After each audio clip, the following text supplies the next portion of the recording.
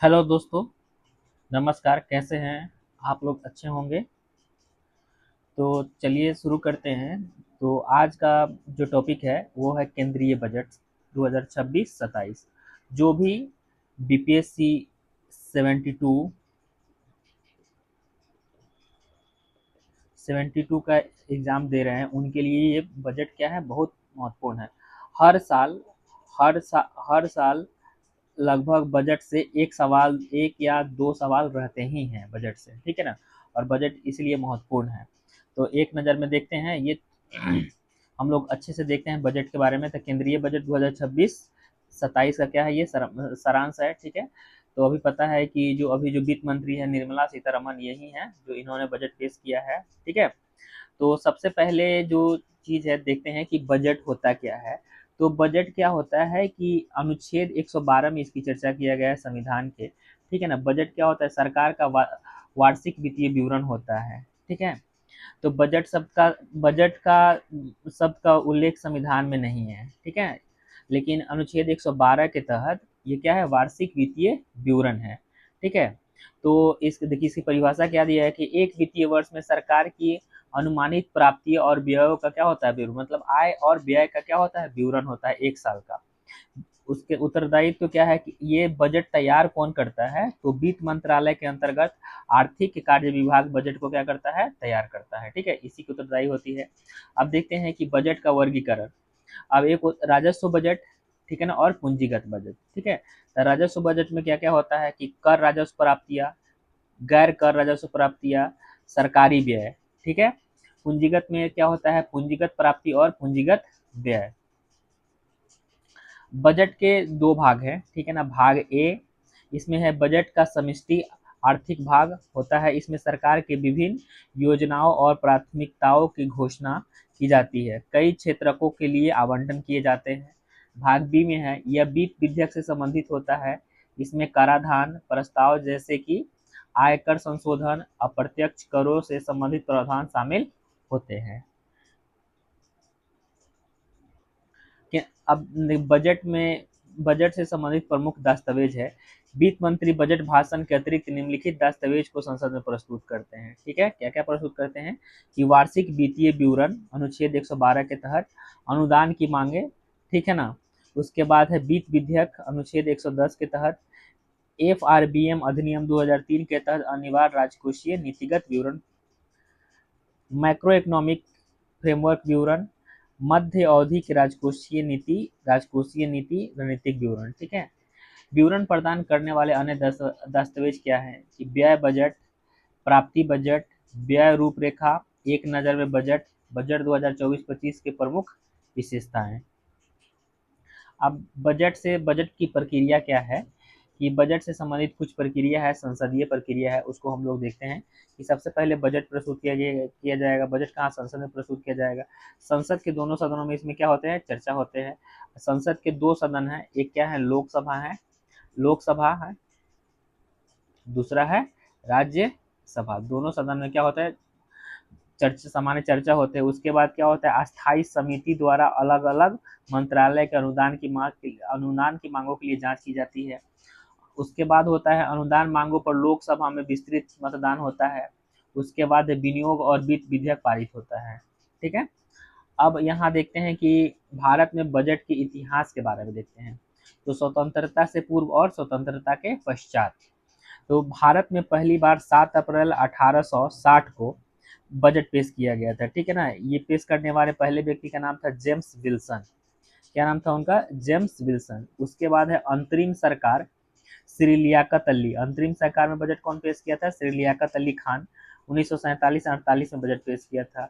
उसके बाद जब भारत स्वतंत्र हो गया तो स्वतंत्र भारत के पहले जो वित्त मंत्री थे श्री आर के षडमुखम शेट्टी, 28 नवंबर 1947 को स्वतंत्र भारत का पहला बजट पेश किया। तो ये बजट का क्या है? इतिहास है। तो इतिहास में हम लोग समझ गए कि क्वेश्चन ये भी आ सकता है कि स्वतंत्र भारत के पहला बजट पेश करने वाले व्यक्ति का नाम क्या था? तो उनका नाम क्या होगा? श्री आर के षडमुखम शेट्टी। कब पेश किए थे? 26 नवंबर 1947 को, ठीक है। और ये भी हो सकता है कि अंतरिम सरकार में बजट पेश करने वाले व्यक्ति कौन थे? तो लियाकत अली खान थे। और भारत में पहली बार बजट पेश कौन किया था? जेम्स विल्सन के द्वारा। तो आगे देखते हैं बजट 2026 एक नज़र में एट ए ग्लांस। तो युवा शक्ति को समर्पित बजट है। ये बजट क्या है? युवा शक्ति को समर्पित है। सरकार का क्या संकल्प है?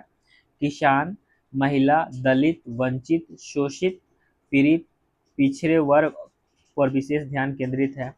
इसका पहला कर्तव्य क्या है कि आर्थिक विकास को गति प्रदान करना और उसे धारणीय रखना। दूसरा कर्तव्य है हमारे लोगों की आकांक्षाओं को पूरा करना। तीसरा कर्तव्य है सबका साथ सबका विकास। ये 3 कर्तव्य हैं। तो ये इम्पोर्टेंट नहीं है, इसको हटाते हैं। आगे देखते हैं, ये ठीक है, देख लेते हैं यहाँ से कि रुपया कहाँ से आता है और कहाँ जाता है। तो रुपया आता कहता है आय कर से कितना आता है? 21%। उधारी और अन्य देयताओं से कितना आता है? 24%। गैर कर राजस्व से आता है 10%। ऋण पूंजीगत से 2% आता है। सीमा शुल्क से 4% आता है। निगम कर से 18% आता है। जीएसटी से कितना आता है? 15%। केंद्रीय शुल्क से कितना आता है? 6%। ठीक है। और रुपया जाता कहाँ है? तो ब्याज भुगतान में 20% जाता है। केंद्रीय क्षेत्र की योजना में 17% जाता है। सब्सिडी में जाता है 6%। रक्षा पे 11%। करों और शुल्कों में राज्यों का हिस्सा होता है 22%। वित्त आयोग और अन्य अंतरण में 7%। केंद्र प्रायोजित योजनाओं में 8%।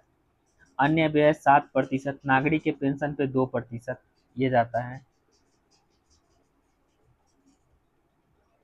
अब ये इम्पोर्टेंट है। देखिए बजट में सबसे ज़्यादा खर्च कहाँ किया गया है? तो परिवहन में सबसे ज़्यादा खर्च किया गया। कितना किया गया है? 5,98,250। उसके बाद रक्षा पे खर्च किया गया है 5,94,585। उसके बाद ग्रामीण विकास पे खर्च किया गया है 2,73,108। गृह कार्य पे खर्च किया गया 2,55,234। कृषि और संबंध गतिविधियों पे खर्च कितना किया गया? 1,62,672। शिक्षा पे खर्च कितना किया गया है? 1,39,100 ऊर्जा पे खर्च कितना किया गया है? 1,09,029। स्वास्थ्य पे खर्च किया गया है 1,04,599। शहरी विकास पे खर्च किया गया 85,522। आईटी और दूरसंचार पे खर्च किए गए 74,560। वाणिज्य उद्योग पे खर्च किया गया 70,296। सामाजिक कल्याण पे खर्च किया गया 62,362। वैज्ञानिक विभाग में खर्च किए गए 55,756। कर प्रशासन में खर्च किए गए 45,500। विदेश कार्य के लिए 22,119। वित्त के लिए खर्च किए गए 20,694। और अन्य पूर्वोत्तर के विकास के लिए कितना किया गया? 6,800 भी। लेकिन इसमें सबसे जो इम्पोर्टेंट है कि सबसे ज़्यादा खर्च किया गया है परिवहन पे, दूसरे पे है रक्षा पे। तो रक्षा पे सबसे ज़्यादा खर्च किया गया। अब देखिए सरकार ने राज्यों के लिए की जाने वाले राजस्व ऊर्ध्वाधर हिस्से में 41% बनाए रखने की 16वें वित्त आयोग के सिफारिश को स्वीकार किया है। तो अब हम यहाँ पे देखते हैं कि वित्त आयोग कुछ याद रखना है कि जैसे 14वें 14वें वित्त आयोग 14वें वित्त आयोग 14वें वित्त आयोग के अध्यक्ष कौन थे? वाई वी रेड्डी थे। वाई वी रेड्डी थे। उसके बाद है 15वें वित्त आयोग। 15वें वित्त आयोग के अध्यक्ष कौन थे? एन के सिंह थे। कौन थे? एन के सिंह। ठीक है। उसके बाद है कि 16वें वित्त आयोग के अध्यक्ष 16वें वित्त आयोग के अध्यक्ष 16 क्या है? अरविंद पनगढ़िया। ठीक है ना? पनगढ़िया, अरविंद पनगढ़िया। ठीक है, ये इनका है। और 16वें वित्त आयोग का जो कार्यकाल है 2026 से लेकर के 2027 तक, 2026-27 से लेकर के कितना तक है? 2030 और 31 तक। ठीक है, तो ये याद रखना है। तो 14वें 15वें तो समझ गए कि 14वें वित्त आयोग के अध्यक्ष कौन थे? वाई वी रेड्डी थे। 15वें वित्त आयोग के अध्यक्ष एन के सिंह थे। और 16वें वित्त आयोग के अरविंद पनगढ़िया थे। ठीक है, तो आगे हम लोग देखते हैं कि अब बजट की देखते हैं कि वृद्धि और विकास के स्तंभ क्या क्या है। आर्थिक वृद्धि को बनाए रखना है, विकास की बुनियाद को मजबूत करना है, जन केंद्रित विकास, विश्वास आधारित शासन व्यवस्था, व्यापार सुगमता और जीवन सुगमता, राजकोषीय मामले। भारत भारत की सुधार की एक्सप्रेस। सरकार ने रोजगार का सृजन करना, उत्पादकता और समृद्धि को गति तेज करने की दिशा में व्यापक आर्थिक सुधार किए हैं। जीएसटी के सरलीकरण, श्रम संहिताओं और अनिवार्य गुणवत्ता नियंत्रण आदेशों का विवेकीकरण सहित लगभग 350 सुधार किए गए हैं। उच्च स्तरीय समितियों का गठन किया गया है। केंद्र सरकार और गैर विनियम और अनुपालन उपेक्षाओं को काम करने के संबंध में राज्य सरकारों के साथ काम कर रही है। अब देखिए बजट के हम लोग भाग ए पे चर्चा करते हैं कि पहला कर्तव्य क्या है। कि पहला कर्तव्य वार्षिक समृद्धि को तेज और सतत करना, 7 रणनीतिक और अग्रणी क्षेत्रों के विनिर्माण को विस्तार करना है। पहला है बायोफार्मा, ठीक है ना। भारत को वैश्विक बायोफार्मा निर्माण केंद्र के रूप में विकसित करना है। बायोफार्मा शक्ति जैसे ज्ञान, प्रौद्योगिकी एवं नवाचार के माध्यम से स्वास्थ्य सेवा के लिए रणनीति की घोषणा करना है। इसके अगले 5 वर्ष में 10,000 करोड़ के परिव्यय के साथ शुरू किया गया है। तो इस पे परिव्यय कितना किया गया है? 5 वर्ष में, अगले 5 वर्ष में 10,000 करोड़। इससे जैविक तथा जैव संबंध घरेलू उत्पाद हेतु परिवेश का निर्माण होगा। इसमें 3 नए राष्ट्रीय फार्मास्यूटिकल शिक्षा एवं अनुसंधान संस्थानों और 7 मौजूदा संस्थानों के उन्नयन के साथ बायोफार्मा केंद्रित नेटवर्क शामिल होगा। इसमें 1,000 से अधिक मान्यता प्राप्त इंडिया इंडिया क्लिनिकल ट्रायल साइटों का एक नेटवर्क भी तैयार होगा। अगला है सेमीकंडक्टर। सेमीकंडक्टर मिशन 1 की शुरुआती सफलता के आगे सेमीकंडक्टर मिशन 2 का प्रारंभ किया गया है। फोकस क्षेत्र क्या है? सेमीकंडक्टर 1 ने 1.0 में क्षेत्रीय क्षमताओं पर ध्यान केंद्रित किया गया। वहीं सेमीकंडक्टर मिशन 2.0 में का लक्ष्य उपकरणों और सामग्रियों के उत्पादन, पूर्ण सुसज्जित भारतीय आईपी डिजाइन तथा आपूर्ति श्रृंखलाओं को मजबूत करना है। अगला है इलेक्ट्रॉनिक्स घटक, इलेक्ट्रॉनिक कंपोनेंट्स में बजट में इलेक्ट्रॉनिक्स घटक विनिर्माण योजना के लिए परिव्यय 22,919 करोड़ से बढ़ाकर कितना कर दिया गया है? 40,000 करोड़ का प्रस्ताव कर दिया गया है। जो critical minerals and the rare earth मतलब है, दुर्लभ खनिज कॉरिडोर खनन, प्रसंस्करण, अनुसंधान और विनिर्माण को बढ़ावा देने के लिए समर्पित दुर्लभ खनिज कॉरिडोर स्थापित करने हेतु खनिज संपन्न राज्यों ओडिशा, खनिज संपन्न राज्य कौन कौन से हैं? जैसे ओडिशा हो गए, केरल हो गए, आंध्र प्रदेश हो गए, तमिलनाडु की सहायता प्रदान की जाएगी। रसायन में क्या है? रासायनिक पार्क 3 समर्पित रासायनिक पार्क स्थापित करने हेतु राज्यों की मदद करने के लिए योजना शुरू की जाएगी। ये पार्क क्लस्टर आधारित प्लग एंड प्ले मॉडल पे होंगे। कैसे होंगे ये? प्लग एंड प्ले मॉडल के माध्यम से चुनौती मार्ग को स्थापित किए जाएंगे। पूंजीगत वस्तुएं, विनिर्माण एवं अवसंरचना उपकरण, उच्च मूल्य और तकनीकी रूप से उन्नत निर्माण एवं अवसंरचना उपकरण, घरेलू उत्पादन को मजबूत करने हेतु निर्माण एवं अवसंरचना उपकरण समृद्धि के लिए योजना आरंभ की जाएगी। बहुमंजिली इमारत में लिफ्ट, अग्निशमन उपकरण, बीड़ी और छोटी से लेकर मेट्रो की ऊंचाई वाले स्थानों पर सड़कों के लिए सुरंग निर्माण संबंधी उपकरण हो सकते हैं। कंटेनर विनिर्माण योजना 5 वर्ष की अवधि के लिए 10,000 करोड़ बजटीय प्रावधान प्रस्ताव किया गया है। वस्त्र टेक्सटाइल सेक्टर में 5 उपभागों के साथ एकीकृत कार्यक्रम की घोषणा की गई है। रेशम, ऊन, जूट जैसे प्राकृतिक फाइबर, मानव निर्मित फाइबर और नए युग के फाइबरों में आत्मनिर्भरता के लिए राष्ट्रीय फाइबर योजना, मशीनरी आदि के लिए पूंजीगत सहायता के साथ पारंपरिक क्लस्टरों और आधुनिकीकरण के लिए वस्त्र विस्तार एवं रोजगार योजना, मौजूदा योजनाओं के एकीकृत एवं सुदृढ़ करने एवं बुनकरों कारीगरों के लिए लक्षित सहायता सुनिश्चित करने के लिए राष्ट्रीय हथकरघा मिशन, हस्तशिल्प कार्यक्रम, वैश्विक रूप से प्रतिस्पर्धा और धारणीय वस्त्र परिधानों को बढ़ावा देने के लिए टैक्स इको पहल, उद्योग जगत के लिए शैक्षणिक संस्थाओं के सहयोग से वस्त्र कौशल परिवेश आधुनिकीकरण और उन्नयन के लिए समर्थ टू किया गया है। ठीक है। इसके अलावा चुनौती मोड में मेगा टेक्सटाइल पार्क स्थापित करने का प्रस्ताव किया गया है। तकनीकी टेक्सटाइल मूल्यवर्धन और भी ध्यान केंद्रित कर सकते हैं। खादी, हथकरघा और हस्तशिल्प को सुदृढ़ बनाने हेतु महात्मा गांधी ग्राम स्वराज पहल शुरू करने की घोषणा की गई है। खेलकूद में स्पोर्ट्स एंड गुड्स, खेलकूद के सामान के लिए समर्पित पहल प्रस्ताव किया गया। उपकरण डिजाइन, सामग्रिक विज्ञान में विनिर्माण अनुसंधान नवाचार को बढ़ावा देगी। चैंपियंस एमएसएमई का सृजन, ये इंपॉर्टेंट है। क्रिएटिंग चैंपियंस एमएसएमई, इक्विटी की सहायता, इक्विटी सपोर्ट क्या है? भविष्य में चैंपियंस तैयार करने हेतु चुनिंदा मानदंडों आधारों पर उद्यमों को प्रोत्साहित करने समर्पित हेतु 10,000 करोड़ एमएसएमई विकास निधि स्थापित की जाएंगी। सूक्ष्म उद्यमों की सहायता को जारी रखने के लिए जोखिम पूंजी की उनकी पहुंच बनाए रखने के लिए 2021 में स्थापित आत्मनिर्भर भारत की निधि 2,000 करोड़ टॉप ऑफ को भी प्रस्तावित किया जाएगा। नकदी सहायता, लिक्विडिटी सपोर्ट क्या है कि बजट ट्रेड्स प्लेटफॉर्म की क्षमता को अधिकतम करने की भारी बल देता है।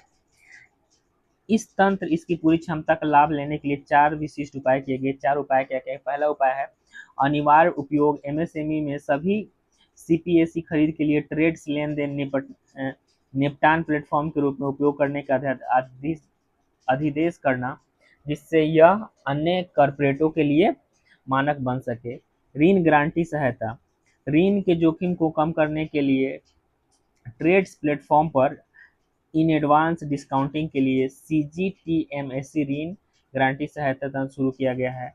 जेम्स ट्रेड्स एकीकरण, सस्ते और त्वरित वित्त पोषण को प्रोत्साहित करने हेतु सरकारी खरीद डेटा पर वित्त पोषण के साथ साझा करने के लिए जेम्स ट्रेड के साथ जोड़ना। द्वितीय बाजार विकास, ट्रेड्स प्राप्तियों आस्ती समर्थित प्रतिभूतियों के रूप में शुरू करना, जो एक द्वितीय बाजार विकास सहायता करने के नकदी लेन देन के निकट बढ़ाएगा। पेशेवर सहायता कॉर्पोरेट, ये प्रमाणित अर्ध पेशेवर एसएमए किफायती लागत और अनुपालन अपेक्षाओं को पूरा करने में इन पेशेवरों को प्रशिक्षित करने के लिए अल्पावधि मॉड्यूलर पाठ्यक्रम और व्यवहारिक टूल्स डिजाइन करने हेतु आईसीएआई, सीएसआई और सीएमआई जैसे पेशेवर संस्थानों को सुविधाजनक बनाया जाएगा। ठीक है, अब देखते हैं अवसंरचना को शक्ति प्रदान करने के लिए अवसंरचना जोखिम गारंटी निधि। इसके तहत ऋणदाताओं को दूरदर्शिता, सुविचारिता, आंशिक ऋण गारंटी उपलब्ध कराई जाएगी। मालवाहक कॉरिडोर, पूर्व में डाकुनी से पश्चिम में सूरत को जोड़ते हुए एक अन्य समर्पित मालवाहक कॉरिडोर बना जाए। ये कॉरिडोर डाकुनी कहाँ पड़ता है? ये वेस्ट बंगाल में पड़ता है। वेस्ट बंगाल कोलकाता से 10-15 किलोमीटर पूर्व की तरफ पड़ेगा। ठीक है, डाकुनी से लेकर के पश्चिम में सूरत तक, मतलब पूरब से पश्चिम को जोड़ा जाएगा। जल मार्ग, वाटरवे बनाएगा। सरकार की योजना तालचर और आंगुल जैसे खनिज समृद्ध क्षेत्रों को कलिंग नगर जैसे औद्योगिक केंद्रों को पारादीप और धामरा पत्तनों से जोड़ने के लिए ओडिशा में NW5 शुरू करते हुए 5 वर्ष में 20 नए राष्ट्रीय जलमार्ग शुरू करने की है। इसके अतिरिक्त अंतर्देशीय जलमार्ग और तटीय पोत परिवहन हिस्सा हेतु 6% से बढ़ाकर के 2047 तक 12% करने के लिए रेल और सड़क परिवहन से मॉडल शिफ्ट करने को प्रोत्साहित करने के लिए तटीय कार्गो प्रोत्साहन स्कीम शुरू किया गया है। समुद्र विमान, अंतिम छोर दूर दराज क्षेत्रों को जोड़ने के लिए पर्यटन को बढ़ावा देने के लिए समुद्र विमान व्यवहारता अंतर्वित्त पोषण योजना शुरू की गई है। अगला है परिसंपत्ति मुद्रीकरण। परिसंपत्ति मुद्रीकरण रियल एस्टेट इन्वेस्टमेंट ट्रस्ट के माध्यम से किया जाएगा।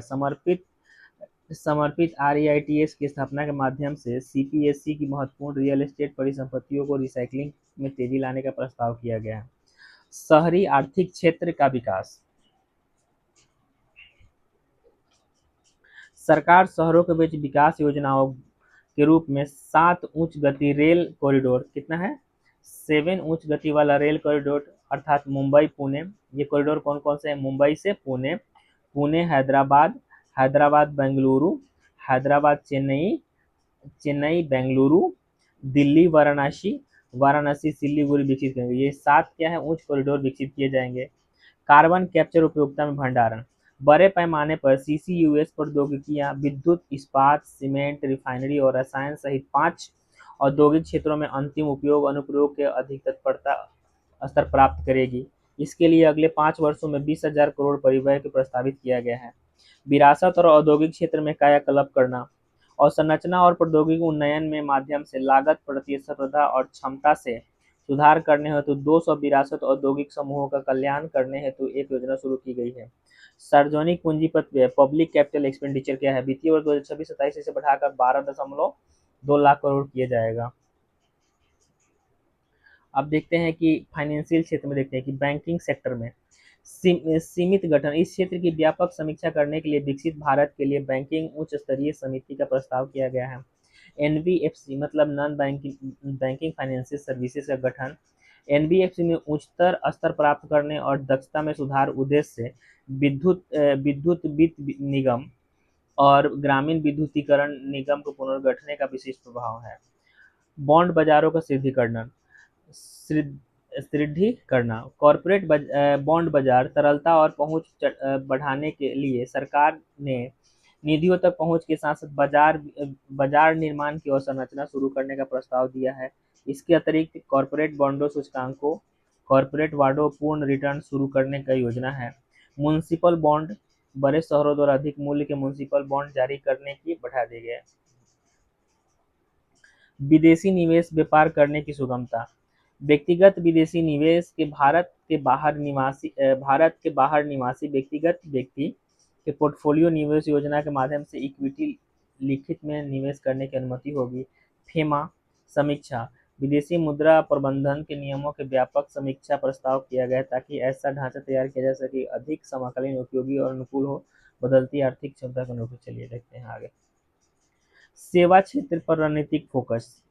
समिति ने सरकार ने एक उच्च अधिकार शिक्षा से रोजगार उद्यम अस्थायी समिति के गठन का प्रस्ताव रखा है।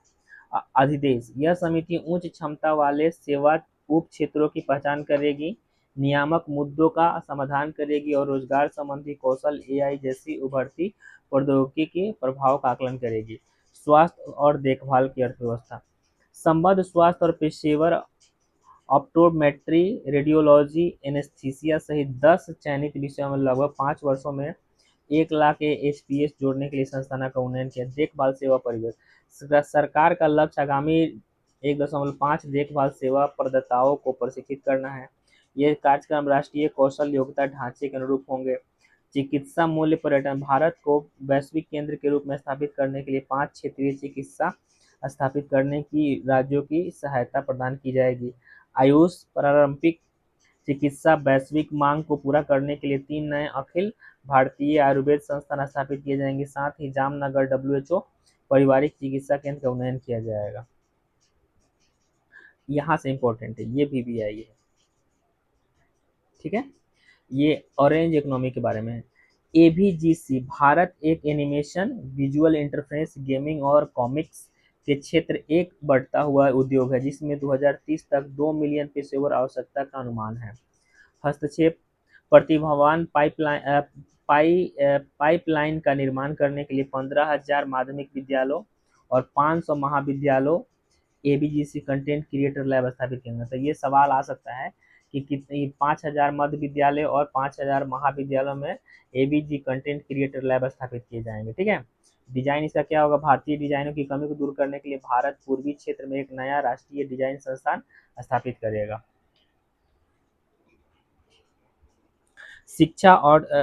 शिक्षा और विज्ञान संरचना। विश्वविद्यालय टाउनशिप बड़े औद्योगिक और लॉजिस्टिक कॉरिडोर आसपास चुनौती मार्ग के माध्यम से 5 विश्वविद्यालय टाउनशिप निर्माण करने के राज्य को सहायता प्रदान करेगी। बालिका छात्रावास। प्रत्येक जिले में एक बालिका छात्रावास स्थापित किया जाएगा। खगोल विज्ञान में गहन अनुभव के माध्यम से खगोल भौतिकी और खगोल विज्ञान को बढ़ावा देने के लिए 4 टेलीस्कोप अवस्था सुविधा और national north solar telescope, national large optical infrared telescope, Himalaya Chandra telescope और द कॉस्मोस 2 प्लेनेटेरियम की स्थापना की जाएगी। पर्यटन में क्षमताएं क्या क्या है? कौशल और राष्ट्रीय अति संस्थान national institute for the hospitality स्थापित किए जाएंगे। एक प्रायोगिक 20 प्रसिद्ध पर्यटक स्थलों में 10,000 गाइडों का कौशल उन्नयन करेगी। डिजिटल ग्रिड सांस्कृतिक, आध्यात्मिक और विरासत महत्व को सभी स्थानों पर डिजिटल दस्तावेज तैयार करने के लिए national destination digital knowledge grid की स्थापना की जाएगी। विशिष्ट ट्रेल्स माउंटेन ट्रेल्स जैसे सबसे पहले लेकिन एक विशिष्ट ट्रेल्स मतलब होता है कि सकड़ा रास्ता। क्या होता है? सकड़ा रास्ता, ठीक है। तो इसमें mountain trails Himachal Pradesh, Uttarakhand, Jammu Kashmir, टटर trails जैसे तटीय क्षेत्रों में, बर्ड वॉचिंग ट्रेल्स पुलिकट झील सहित पारिस्थितिकीय रूप में टिकाऊ ट्रेल्स विकसित करने का प्रस्ताव है। विरासत स्थल जैसे लोथल हो गया, धौलावीरा और सारनाथ में 15 पुरातात्विक स्थलों को इसमें सर्विस स्टोरिंग तकनीकी के साथ अनुभवनात्मक गंतव्य स्थान विकसित किए जाएंगे। खेल कूद में क्या क्या है, खेलो इंडिया मिशन प्रस्तावित किया गया है। उद्देश्य है मिशन एकीकृत प्रतिभा का विकास, प्रतिभा का विकास मार्ग, व्यवस्थित कोचिंग विकास, खेल विज्ञान और प्रौद्योगिकीकरण और प्रशिक्षण प्रतिस्पर्धा की अवसंरचना का निर्माण करना है। पशु चिकित्सा पेशेवर वेटनरी प्रोफेशनल के लिए पशुधन क्षेत्र के समर्थन के लिए बजट का लक्ष्य पशु चिकित्सा पेशेवरों की संख्या को लगभग 20,000 तक क्या करना है, बढ़ाना है। तीसरा कर्तव्य मत्स्य पालन और पशुपालन योजना में 500 जलाशय, अमृत सरोवरों के लिए एकीकृत विकास, मत्स्य मूल्य श्रृंखलाओं को सुदृढ़ करना है। पशुपालन के लिए सरकार ऋण आधारित सब्सिडी के माध्यम से उद्यमिता को समर्थन देगी। पशुपालन उद्यमों को आधुनिकीकरण करेगी। पशुपालन किसान उत्पादक संगठनों का गठन करेगी। उच्च डब्ल्यू वाली हाई वैल्यू एग्रीकल्चर सरकार तटवर्ती क्षेत्रों में नारियल, चंदन, कोको और काजू जैसे फसलों के पूर्वोत्तर में अगर के वृक्षों के समर्थन करेगी। तो सवाल ये यहाँ से आ सकता है, इसके पहले भी आया था कि कौन कौन से जो मतलब खेती करेंगे उच्च मूल्य वाले कृषि, तो नारियल हो गया, चंदन हो गया, कोको हो गया और काजू हो गया। तो ये 4 याद रखना है। उत्पादकता बढ़ाने हेतु नारियल समर्थन योजना शुरू की जाएगी। इसके अतिरिक्त कच्चे काजू और कोको में आत्मनिर्भरता के लिए समर्पित कार्यक्रम का प्रस्ताव किया गया है। 2030 तक इन्हें वैश्विक ब्रांड में बदला जा सकेगा।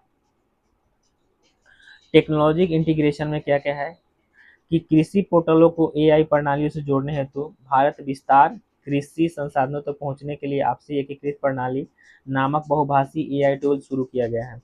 यह किसानों को उचित निर्णय लेने में सक्षम बनाएगा और अनुकूल परामर्शी सहायता प्रदान करते हुए जोखिमों को कम करेगा। सी मार्ट लखपति दीदी कार्यक्रम की सफलता से आगे बढ़ते हुए सामुदायिक स्वामित्व वाले खुदरा आउटलेट के रूप में सी मार्ट स्थापित किए जाएंगे ताकि महिलाओं को ऋण आधारित आजीविका से व्यवसाय स्वामित्व और स्थानांतरित करने में सहायता मिल सके।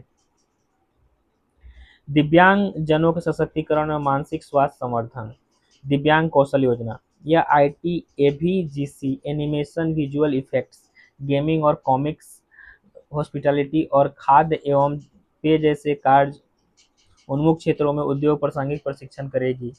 दिव्यांग सहारा योजना दिव्यांग सहारा योजना के अंतर्गत सरकार अनुसंधान और विकास तथा एआई एकीकरण के निवेश के लिए भारतीय कृत्रिम अंग निर्माण निगम को समर्थन करेगी। इसके अतिरिक्त आधुनिक रिटेल स्टाइल केंद्रों के रूप में सहायक प्रौद्योगिकी मार्ट स्थापित किए जाएंगे। यहाँ वरिष्ठ नागरिकों और दिव्यांग उत्पादों को अंजाम कर सकेंगे और खरीद सकेंगे। निमहांस 2 स्थापित किए जाएंगे। साथ ही रांची और तेजपुर स्थित राष्ट्रीय मानसिक स्वास्थ्य संस्थानों में क्षेत्रीय शीर्ष संस्थानों के रूप में उन्नत किया जाएगा। पूर्वोदय राज्य और पूर्वोत्तर क्षेत्र पूर्व औद्योगिक कॉरिडोर दुर्गापुर से बेहतर संपर्क नोड के साथ एकीकृत पूर्व औद्योगिक कोर का विकास किया जाएगा। 5 पूर्वोदय राज्यों में 5 पर्यटन स्थलों के विकास, 4,000 ई बसों की व्यवस्था की घोषणा की गई है। उत्तर पूर्व सांस्कृतिक विरासत अरुणाचल प्रदेश, सिक्किम, असम, मणिपुर, मिजोरम और त्रिपुरा में बौद्ध सर्किट के विकास हेतु एक योजना शुरू की जाएगी जिसमें संपर्क सुविधा तथा मठों के संरक्षण विशेष ध्यान दिया जाएगा। अरुणाचल प्रदेश, सिक्किम और असम, मणिपुर, मिजोरम और त्रिपुरा में बौद्ध सर्किट का विकास किया जाएगा। अब देखते हैं पार्ट बी। प्रत्यक्ष कर नया आयकर अधिनियम 2025 नया आयकर अधिनियम 1 अप्रैल 2026 से प्रभावी होगा। साधारण नागरिकों के लिए अनुपालन को सुगम बनाने हेतु सरल नियम और पुनः डिजाइन किए गए प्रपत्रों को शीघ्रता सूचित कर दी जाएगी। व्यक्तिगत करदाताओं के लिए जीवन जीने की सुगमता, टीसीएस में कमी, उदारीकृत धन प्रवेश योजना, एलआरएस के अंतर्गत शिक्षा प्राप्त करने एवं चिकित्सा उद्योगों हेतु टीसीएस में 5% घटाकर 2% कर दिया गया है। टीडीएस सुधार किया गया है। अनिवासियों के अचल संपत्ति खरीदने वाले निवासी खरीदार अब कर कटौती और संग्रह खाता टैन प्राप्त करने के बजाय अब पैन का उपयोग कर कटौती कर सकते हैं। विदेशी परिसंपत्ति प्रकटीकरण छोटे करदाताओं, छात्रों, तकनीकी कर्मचारियों आदि के लिए एकमुश्त 6 महीने की प्रकटीकरण योजना शुरू की गई जिन्हें विदेशी संपत्ति या आय खुलासा नहीं किया था। कर और अतिरिक्त राशि का भुगतान करके वे अभियोजन से मुक्ति प्राप्त कर सकते हैं। कॉर्पोरेट एवं कॉर्पोरेट प्रोत्साहन, न्यूनतम वैकल्पिक कर, मिनिमम अल्टरनेटिव टैक्स, मैट की दर 15% घटाकर 14% कर दी गई है। मैट को अंतिम कर बनाने का प्रस्ताव है, अर्थात 1 अप्रैल 2026 के बाद कोई क्रेडिट संचय नहीं होगा। अनुमानित आधार पर कर चुकाने वाले सभी निवासियों को मैट में छूट का विस्तार दिया जाएगा। शेयर शेयर बाय बैंक, शेयरों के पुनर्खरीदी पर अब शेयर धारकों के हाथों पूंजी के लाभ के रूप में लगेगा। आईटी को सहायता, आईटी सेक्टर को सपोर्ट मिलेगा। सॉफ्टवेयर विकास एवं केपीओ जैसी सेवाओं को 15.5% के एक समान सेफ हार्बर मार्जिन के साथ सूचना प्रौद्योगिकी सेवाओं को एकल श्रेणी के अंतर्गत सम्मिलित किए जाने का प्रस्ताव है। आईटी सेवाओं के लिए सेफ हार्बर प्राप्त करने की सीमा 3,000 करोड़ रुपए से पर्याप्त रूप से बढ़ाकर के 2,000 करोड़ कर दिया गया है। 300 करोड़ से बढ़ाकर के 2,000 करोड़ कर दिया गया है। डेटा सेंटर, भारत में प्राप्त डेटा सेंटर सेवाओं का उपयोग कर वैश्विक क्लाउड सेवाएं प्रदान करने वाली विदेशी कंपनी 2047 तक रियायत प्रदान करने का प्रस्ताव किया गया है। आईटी सेवाओं हेतु एक पक्षीय अग्रिम मूल्य निर्धारण समझौता प्रक्रिया को तीव्र करने का प्रस्ताव किया गया है, जो 2 वर्षों में पूर्ण करने का एक प्रस्ताव किया जाएगा, जिसमें करदाताओं का अनुरोध 6 माह संभव है। दंड और अभियोजन युक्ति का बनाना है। एकीकृत कार्यवाही, कर निर्धारण एवं दंड कार्यवाही को एक सामान्य आदेश सम्मिलित किया जाएगा। दंड राशि ब्याज पर अब प्राथमिक अपीलीय प्राधिकारी समक्ष अपील की अवधि के लिए दंड राशि में संबंध में करदाता कोई ब्याज देता नहीं होगा।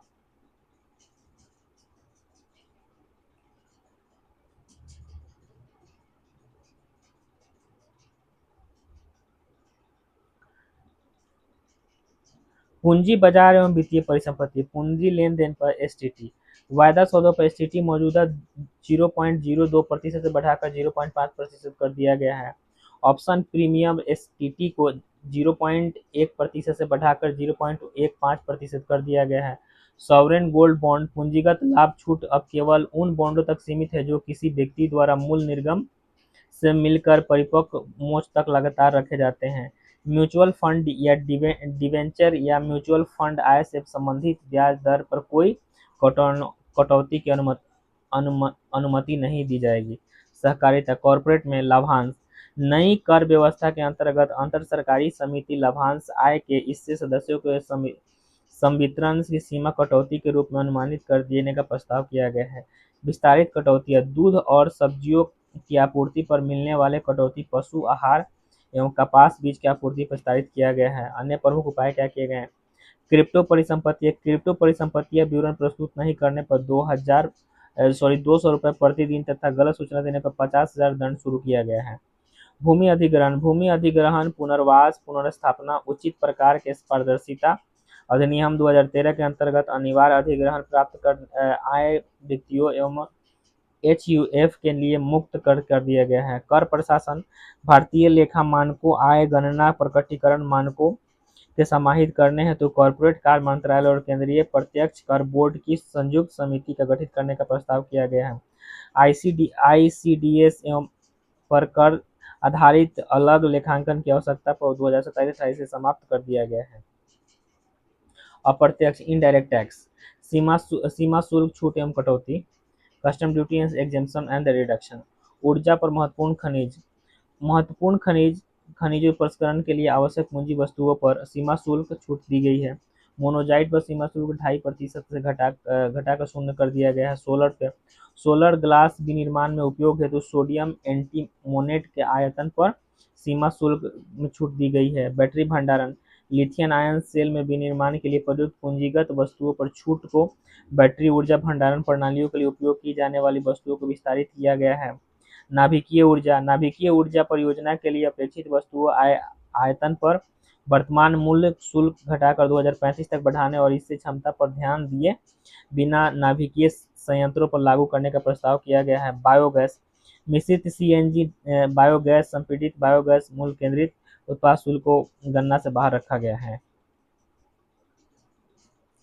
निर्यात क्षेत्र, समुद्री चमड़ा और वस्त्र, समुद्री भोजन, सी फूड्स, समुद्री भोजन प्रसंस्करण के लिए उपयोग किए जाने वाले इनपुट्स को शुल्क मुक्त आयात सीमा पिछले वर्ष की निर्यात कारोबार में 1% से बढ़ाकर 3% कर दिया गया है। चमड़ा में इनपुट शुल्क मुक्त आयात जूते के निर्माण पर बढ़ा दिया गया है। अन्य क्षेत्र में है विमानन में क्या क्या विमानन के निर्माण के लिए आवश्यक घटकों इंजनों और पुर्जों पर सीमा शुल्क में छूट का प्रस्ताव किया गया है। इलेक्ट्रॉनिक्स माइक्रोवेव ओवन के निर्माण में उपयोग किए जाने वाले प्रयुक्त विशिष्ट पुर्जों पर सीमा शुल्क छूट का प्रस्ताव किया गया है। रक्षा सार्वजनिक क्षेत्र के उपकरणों से डिफेंस पीएसयू द्वारा विमानों के पुर्जों अनुरक्षण मरम्मत ओवरऑल के लिए विनिर्माण हेतु आयातित कच्चे माल पर सीमा शुल्क छूट का प्रस्ताव किया गया है। अन्य प्रमुख प्रपोजल क्या है कि व्यक्तियों और रोगियों के बोझ को कम करना। व्यक्तिगत उपयोग के लिए आयातित सीमा शुल्क योग्य वस्तुओं पर टैरिफ 20% घटाकर 10% कर दी गई है। चिकित्सा राहत कैंसर उपचार की 17 दवाओं 7 दुर्लभ रोगों उनके उपचार हेतु विशिष्ट पदार्थों मूल सीमा छूट दी गई है। सीमा शुल्क प्रक्रिया और सुविधा।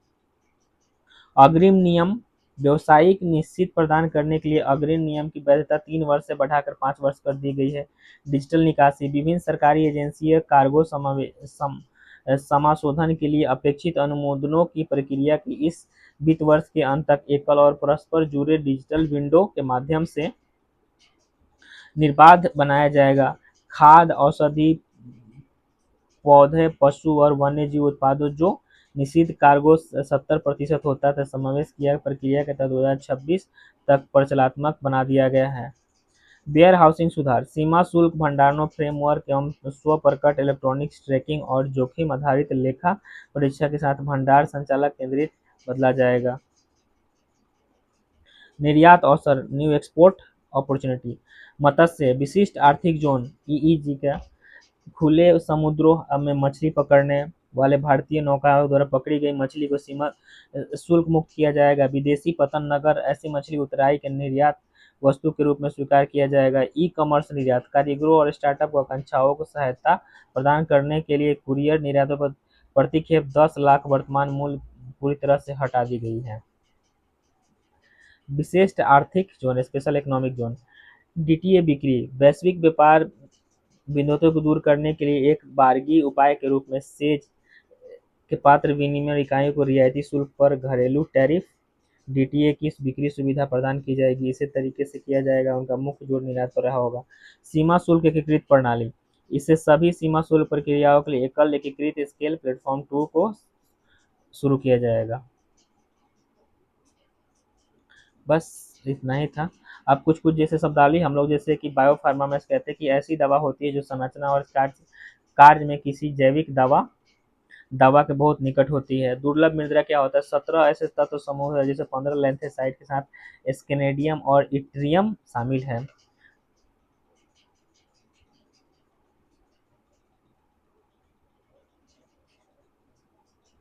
ठीक है हो गया। अब देख लेते हैं यहाँ पे कि जैसे अब कुछ बजट से संबंधित कुछ महत्वपूर्ण प्रावधान क्या क्या है कि अनुच्छेद 109 में धन विधेयक से संबंधित विशेष प्रक्रिया दिया गया। अनुच्छेद 10 में धन विधेयक की परिभाषा दिया गया। अनुच्छेद 112 में वार्षिक वित्तीय विवरण दिया गया। अनुच्छेद 113 में एक प्राक्कलन संबंध में संसद की प्रक्रिया दिया गया। 114 में विनियोग विधेयक के बारे में दिया गया है। 115 में क्या है अनुपूरक अतिरिक्त अधिक वक्त दिया गया है। 116 में क्या है लेखानुदान प्रत्यनुदान और अपनुदान दिया गया है। 117 में वित्त विधेयक संबंधी विशेष प्रावधान दिया गया है। 150 में क्या है संघ और राज्य के लेखाओं का प्रारूप दिया गया है। 151 में लेखा परीक्षक प्रतिवेदन दिया गया है। 200 अनुच्छेद 265 में क्या गया विधि प्रकार के बिना करों का अधिरोपण न किया जाए। 266 में भारत और राज्यों के संचित निधियों पर लोक लेखे। 267 में दी आकस्मिक निधि है। 275 में कुछ राज्य संघ अनुदान के 280 में वित्त आयोग के बाद में चर्चा की। 281 में वित्त आयोग की सिफारिश के आयोग किए गए। 292 में है सरकार द्वारा उधार। Thank you for watching. अगर वीडियो आपको अच्छा लगे तो लाइक सब्सक्राइब कीजिए ठीक है ना। अगर कहीं चीज़ नहीं समझ में आए तो उसमें कमेंट कीजिए हम उसमें आगे देखेंगे ठीक है। और